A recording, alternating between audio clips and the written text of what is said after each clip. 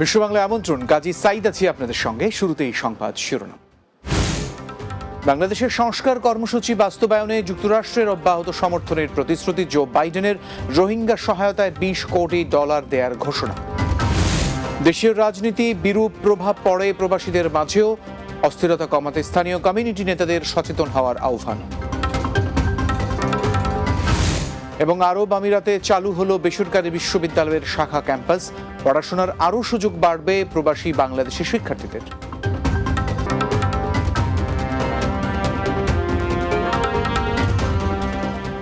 এতক্ষণ শিরোনাম শুনছিলেন, চলুন চলে যায় বিস্তারিত খবরে। বাংলাদেশের নতুন সংস্কার কর্মসূচি বাস্তবায়নে যুক্তরাষ্ট্রের সমর্থন অব্যাহত থাকবে বলে জানিয়েছেন দেশটির প্রেসিডেন্ট জো বাইডেন। প্রধান উপদেষ্টা ডক্টর মোহাম্মদ ইউনূসের সঙ্গে মার্কিন প্রেসিডেন্টের বৈঠকের বিষয়ে একটি প্রেস বিজ্ঞপ্তি প্রকাশ করে হোয়াইট হাউস।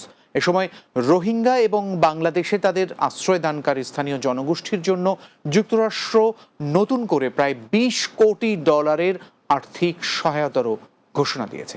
যুক্তরাষ্ট্রের নিউ ইয়র্ক প্রতিনিধি আলমগীর হোসেনের প্রতিবেদনে বিস্তারিত। জাতিসংঘের ডক্টর ইউনূসকে নিয়ে একটু বেশি আলোচনা, কারণ এই প্রথম সাধারণ অধিবেশনে কোনো নোবেল বিজয়ী বাংলাদেশি সরকার প্রধান হিসেবে আগমন। বেশ কয়েকটি গুরুত্বপূর্ণ দ্বিপাক্ষিক বৈঠক অনুষ্ঠিত হয়েছে এদিন। আমেরিকার প্রেসিডেন্ট জো বাইডেনের সঙ্গে বৈঠকটি ছিল অন্যতম এবং ঐতিহাসিক। খুবই একটা সাকসেসফুল মিটিং ছিল। বাংলাদেশের যে রেগুলেশন হলো সেগুলোর ব্যাপারে বাইডেনের সাথে কথা বলেছেন এবং বাইডেন বাংলাদেশকে তার ফুল সাপোর্ট জানিয়েছে। এছাড়া ইতালির প্রধানমন্ত্রীর সঙ্গে বৈঠকে অবৈধ অভিবাসীদের বৈধকরণের ব্যাপারে জোর তাগিদ দেন ডক্টর ইউনূস। বাংলাদেশি শিক্ষার্থীদের যেন আরো বেশি ভিসা দেওয়া হয় সে বিষয়ে কানাডার প্রধানমন্ত্রীকে অনুরোধ করেন প্রধান উপদেষ্টা।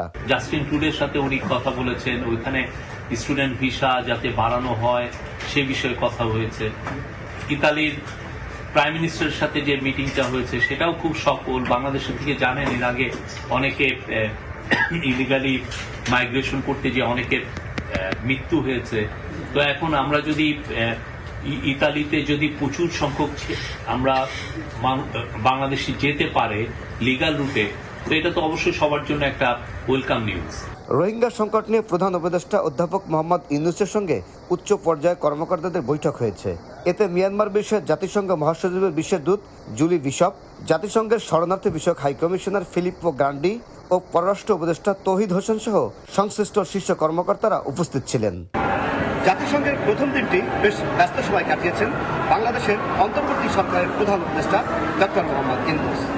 বিশ্ব নেতারা এই সরকারকে সমর্থন দেওয়ার পাশাপাশি সব ধরনের সহযোগিতার আশ্বাস দিয়েছেন। আর সেই চ্যালেঞ্জটি নিয়েছেন নোবেল জয়ী ডক্টর ইউনূস।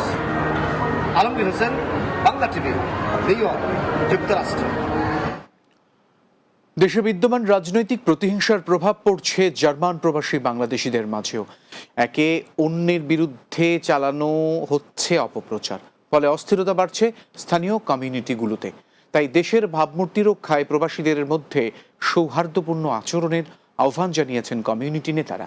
জার্মানি থেকে এস.এম. লুৎফরের উপস্থাপনায় প্রবাসী বাংলার মুখ টকশোতে উঠে আসে এমন সব তথ্য। আরও জানাচ্ছেন সর্দার রাজীব। বৈষম্য বিরোধী আন্দোলনের মুখে আওয়ামী লীগ সরকারের পতনের পর থেকে নানান অপ্রীতিকর ঘটনার মধ্য দিয়ে যাচ্ছে বাংলাদেশ। শুধু তাই নয়, এর প্রভাব পড়েছে দেশ ছেড়ে বিদেশের মাটিতেও। জার্মানি সহ বিভিন্ন দেশে বসবাসরত বাংলাদেশিরা সামাজিক যোগাযোগ মাধ্যমেও ছড়াচ্ছে একে অন্যের প্রতি হিংস্রতা। দলীয় অনুসারীদের এমন রেষারেষিতে বিরূপ প্রভাব পড়ছে সাধারণ প্রবাসীদের মাঝেও। সামাজিক যোগাযোগের যে মাধ্যমটা, এটাই কোনো কন্ট্রোল নাই। যে যার মতো করে বলছেন বা যে যার মতো লিখছেন, কিন্তু এক্ষেত্রে যদি কন্ট্রোল থাকতো তাহলে এটার একটা সমাধান থাকতো। কিন্তু এটার সমাধানটা হবে আমাদের নিজেদের মানসিকতা ডেভেলপ করা, আগে নিজেকে ঠিক করা। আপনি পৃথিবীকে ঠিক না করতে গিয়ে নিজেকে ঠিক করুন, আবার আমি নিজেকে ঠিক করি, তাহলে আমরা পৃথিবী ঠিক করার মতো কথা বলতে পারবো, কাজ করতে পারবো। এদিকে বিদেশের মাটিতে দেশের ভাবমূর্তি রক্ষায় নিজেদের মধ্যে ঐক্য ও সৌহার্দ্য প্রতিষ্ঠার আহ্বান জানিয়েছেন দেশটিতে অবস্থানরত প্রবাসী বাংলাদেশিরা।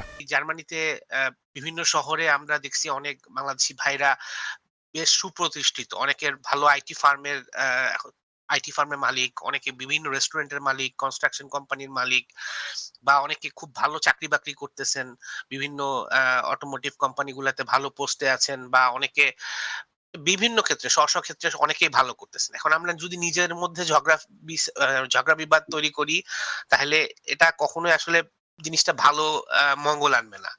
অভিবাসন বা উচ্চশিক্ষার জন্য বর্তমানে জার্মানিতে বসবাস করছেন অন্তত ৩০,০০০ Bangladeshi. Sardar Rajib, Bangla TV, news desk. সংযুক্ত আরব আমিরাতের বাংলাদেশি শিক্ষার্থীদের জন্য দেশটির রাস আল খাইমাতে উচ্চশিক্ষা কার্যক্রম চালু করেছে ড্যাফোডিল ইন্টারন্যাশনাল ইউনিভার্সিটি DIU। দেশীয় প্রবাসী ছাত্রছাত্রীদের সুলভে যুগোপযোগী শিক্ষা প্রদানের কথা জানিয়েছে বাংলাদেশি এই প্রতিষ্ঠানটি। আমিরাত প্রতিনিধি আব্দুল মান্নান জানিয়েছেন, এই উপলক্ষে রবিবার আবুধাবির গোল্ডেন টিউলিপ হোটেলে এক সেমিনারের আয়োজন করা হয়। এতে প্রধান অতিথি ছিলেন আমিরাতে নিযুক্ত বাংলাদেশের সদ্য বিদায়ী রাষ্ট্রদূত মোহাম্মদ আবু জাফর। অনুষ্ঠানে বিশ্ববিদ্যালয়টির শিক্ষক এবং স্টাফ সহ স্থানীয় প্রবাসী বাংলাদেশি এবং বিভিন্ন সংগঠনের নেতৃবৃন্দ উপস্থিত ছিলেন। উল্লেখ্য, বাংলাদেশের শতাধিক প্রাইভেট বিশ্ববিদ্যালয়ের মধ্যে শীর্ষস্থানীয় একটি শিক্ষা প্রতিষ্ঠান হচ্ছে DIU, আর এই প্রতিষ্ঠানটি প্রথমবারের মতো দেশের বাইরে তাদের শিক্ষা কার্যক্রম নিয়ে আমিরাতে হাজির হলো।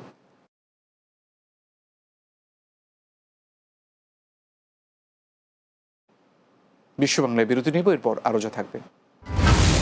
সৌদি আরবের জেদ্দায় প্রবাসী বাংলাদেশিদের মিলন মেলা অনুষ্ঠিত। শিশুদের জন্য ছিল বিভিন্ন আয়োজন।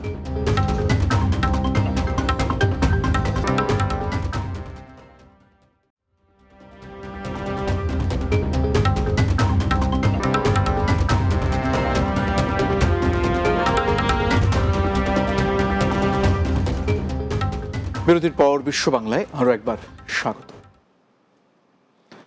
5ই আগস্টের পট পরিবর্তনে বাংলাদেশে অধিকার ভিত্তিক রাজনৈতিক ধারা ফিরে এসেছে মন্তব্য করেছেন এবি পার্টির কেন্দ্রীয় সদস্য সচিব মুজিবুর রহমান মঞ্জু। লন্ডনে এক মতবিনিময় সভায় এমন কথা বলেন তিনি। লন্ডন ব্যুরো চিফ চৌধুরী মুরাদের প্রতিবেদনে বিস্তারিত।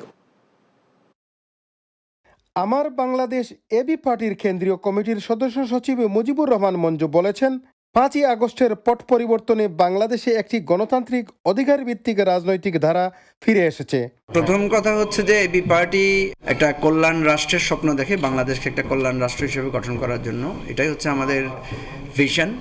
বাট আমরা যে ওয়েটা নিয়েছি সেটা হচ্ছে যে সলিউশন বেসড, মানুষের অধিকার ভিত্তিক একটা রাজনীতির প্রপোজিশন আমাদের নিয়েই আমরা মনে করি যে এটা অ্যাচিভ করা সম্ভব। তো 5ই আগস্টের যে ঘটনাটা ঘটেছে, 5ই আগস্টে যে পরিবর্তনটা হয়েছে, এটা আমি মনে করি যে বাংলাদেশে একটা গণতান্ত্রিক ধারা, অধিকার ভিত্তিক রাজনীতির একটা ধারা ফিরে এসেছে।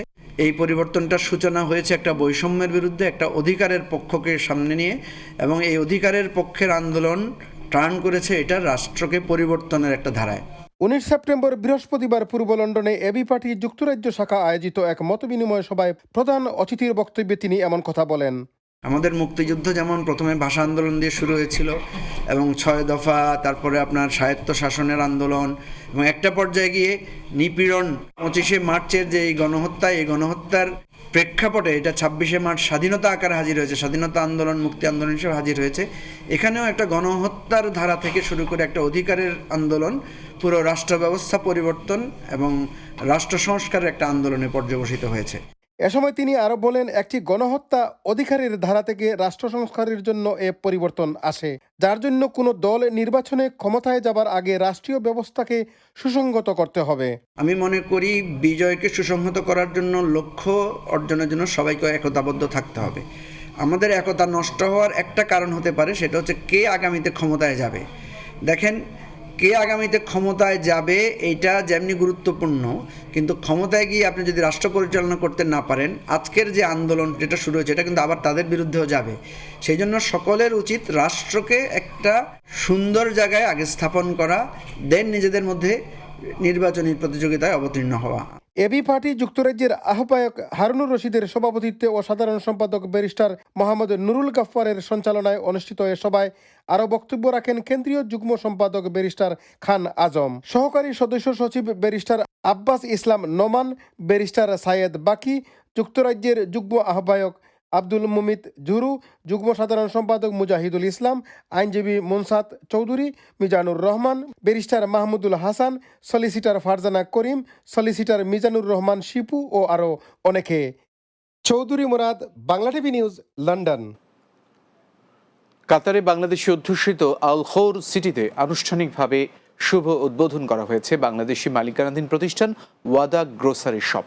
কাতার প্রতিনিধি আকবর হোসেন বাচ্চু জানিয়েছেন, ফিতা কেটে উদ্বোধন করেন প্রতিষ্ঠানটির 3 স্বত্বাধিকারী রুভেজ আহমেদ রুবেল, মিসবাউদ্দিন হেলাল ও মোহাম্মদ রুহেল। উদ্বোধনী অনুষ্ঠানে আমন্ত্রিত অতিথি ছিলেন জালালাবাদ অ্যাসোসিয়েশন কাতারের সিনিয়র সহ সভাপতি হাবিবুর রহমান হাবিব, সাধারণ সম্পাদক আহমেদ মালেক ও কাতার প্রবাসী পায়েল আহমেদ জসিম। এ সময় উদ্যোক্তারা জানান, আল খোরে অবস্থানরত প্রবাসীরা বাংলাদেশ থেকে আমদানিকৃত সকল ধরনের শাকসবজি ও মাছ মাংস সুলভ মূল্যে ক্রয় করতে পারবেন ওয়াদা গ্রোসারি শপ থেকে। সৌদি আরবের জেদ্দায় স্থানীয় প্রবাসী বাংলাদেশিদের মিলন মেলা ও পারিবারিক আড্ডা অনুষ্ঠিত হয়েছে। জেদ্দা প্রতিনিধি সোহেল রানা জানিয়েছেন, তওয়াফ কোম্পানি লিমিটেড এর ম্যানেজিং ডাইরেক্টর শফিউল আলম মনিনের উদ্যোগে ইশতারাহা দিনা হারাজাতে এই আয়োজন করা হয়। এতে উপস্থিত ছিলেন জেদ্দার বিশিষ্ট ব্যবসায়ী, রাজনীতিবিদ ও সামাজিক সংগঠনের নেতৃবৃন্দ। অনুষ্ঠানে শিশুদের জন্য বিভিন্ন খেলাধুলার আয়োজন ও পুরস্কার বিতরণ করা হয়। প্রবাসের মাটিতে বাংলাদেশিদের বিনোদনের জন্য এই আয়োজন বলে জানিয়েছেন প্রবাসী ব্যবসায়ী শফিউল আলম মনির।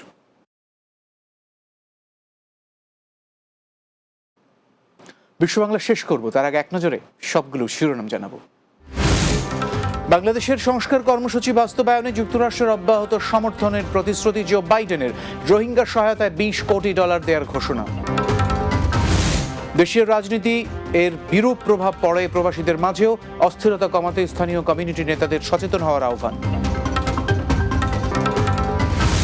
আরব আমিরাতে চালু হলো বেসরকারি বিশ্ববিদ্যালয়ের শাখা ক্যাম্পাস। পড়াশোনার আরও সুযোগ বাড়বে প্রবাসী বাংলাদেশি শিক্ষার্থীদের।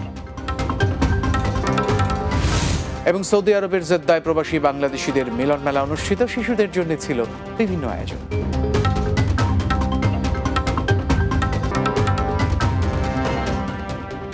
এই ছিল বিশ্ব বাংলা। ধন্যবাদ এতক্ষণ সঙ্গে থাকার জন্য।